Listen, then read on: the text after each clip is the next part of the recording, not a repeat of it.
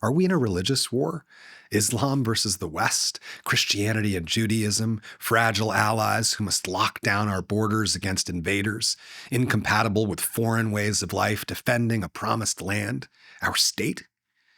Let's start the story at the beginning, recognizing that stories are not real. They're just sketches, maps, not to be taken too literally, mistaken for the actual territory itself, nor dismissed as if they're just imaginary, since stories are the only means we have to navigate our journey through this world, an adventure that fades into mystery at every edge of space and time and meaning.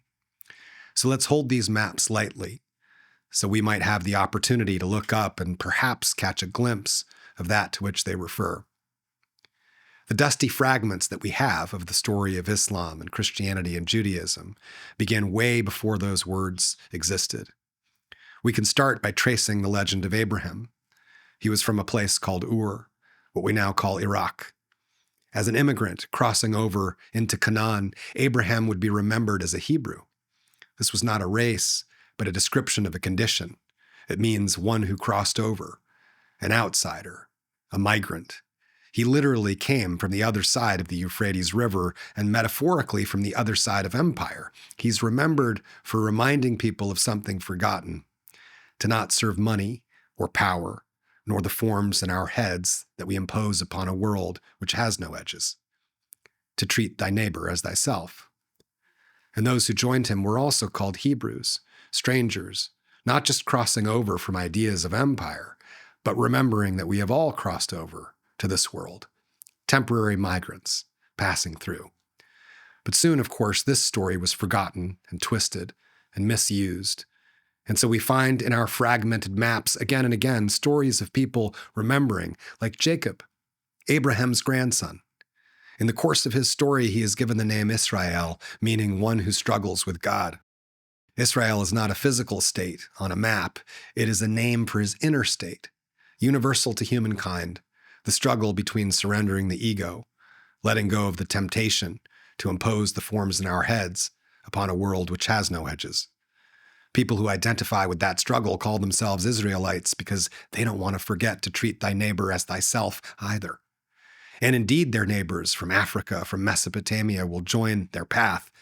Some will say return to it. The words Judaism, Christianity, and Islam do not exist, not yet. And temptation is still heavy. Those who seek money and power and domination over others choose to forget and redraw the maps until we trace the trail of Moses, also a Hebrew, a migrant, crossing over from the other side.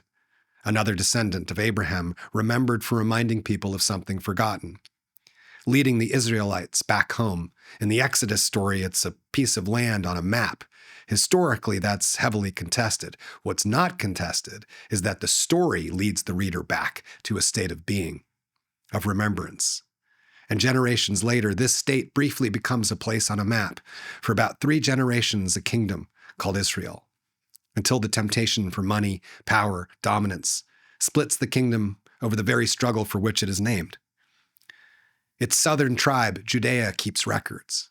They retain the memory, until an imperial army, the Babylonians, gripped by images of conquest that it hopes to impose on the world, invade and exile some of the Judeans, not the working Judeans who they need for labor, but the intellectuals, the scholars, who for 50 years codify their traditions into the Torah, instructions for remembrance for humankind.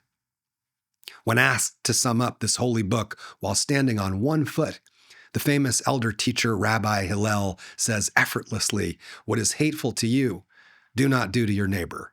That is the whole Torah. The rest is commentary. Go and learn it." Eventually, as people do, they choose to forget. And so another descendant of Abraham, a Jewish teacher named Yeshua, reminds people of the story of Abraham and Moses, to not serve money or power, nor the maps in our heads that we impose upon a world which has no edges, to treat thy neighbor as thyself. Some call him Masiach, Hebrew for anointed one. Messiah is the English translation. Christ is the Greek translation. And the empire that will sack Greece, called Rome, will eventually usurp the story of Yeshua's life from every moment, from his birth to his death, reframing its maps to serve itself, and it will call this a new religion by a new name, which will itself fracture and splinter into 1,000 branches. And so again, a few hundred years later, another descendant of Abraham is remembered for reminding people of what was forgotten.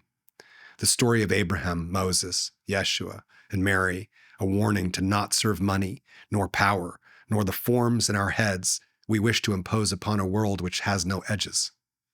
Eventually, this movement is known as Islam, which means submission to the Almighty, surrendering the ego, never mistaking the maps for the reality we serve.